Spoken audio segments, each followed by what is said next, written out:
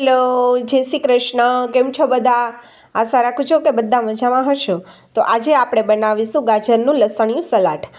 આ રીતનું ગાજરનું લસણિયું સલાડ જો તમે ડિનર અથવા લંચમાં લેશો ને તો તમારે શાકની પણ જરૂર નહીં પડે. એટલું સરસ ટેસ્ટી એવું આપણું લસણિયા ગાજરનું સલાડ બને છે. તો ચાલો રેસીપી શરૂ કરીએ. તો એના માટે મેં અહીંયા દેશી જે આપણે લોદરિયા ગાજર કહેવાય ને એ લીધા છે, એકદમ સરસ મીઠા એવા. અને તમે આ ન હોય તો તમે ઓલા ગાજર પણ લઈ શકો, પણ અત્યારે સિઝન છે ને તો આ ગાજર બહુ સરસ મીઠા આવે છે અને આનું સલાડ પણ એકદમ સરસ મીઠું બને છે, ખાવાની બહુ મજા આવે છે. હવે આ રીતના આપણે ગાજર છીલી લીધા છે અને આવી રીતના મોટા પહેલાં ટુકડા કરી લેશું અને આ રીતના આપણે લાંબી સાઇઝમાં આપણે એને કટિંગ કરી લેશું.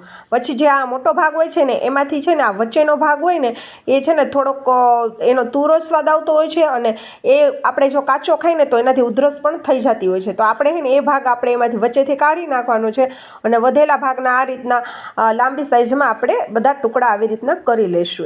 હવે આપણે ખાંડણીમાં લીલું લસણ, 1 નંગ લીલું મરચું, 4-5 કળી લસણની અને 2 નાના ટુકડા આદુના લેશું અને આપણે એકદમ સરસ એને ખાંડી લેશું આ રીતના. જો તમારે મિક્સરમાં પેસ્ટ બનાવીને નાખવી હોય તો પણ નાખી શકો, પણ આ રીતના તમે ખાંડીને નાખશો ને તો એકદમ સરસ લસણિયા ગાજરનો સ્વાદ આવશે.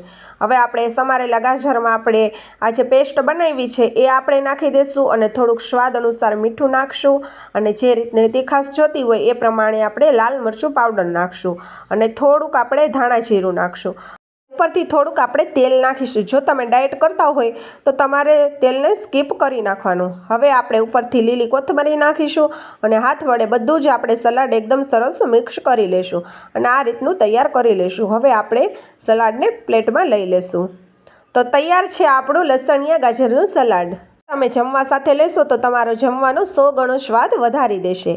તમે પણ મારી આ રીતે લસણિયા ગાજરનું સલાડ એકવાર જરૂરથી ટ્રાય કરજો. ખૂબ જ ટેસ્ટી બને છે અને ખાવાની ખૂબ મજા આવે છે. તો જો તમને મારા રેસિપીના વિડીયો ગમતા હોય તો વિડીયોને ફેમિલી અને ફ્રેન્ડ્સ સાથે શેર કરજો અને વિડીયોને એક લાઇક અને ચેનલને સબસ્ક્રાઈબ જરૂરથી કરજો.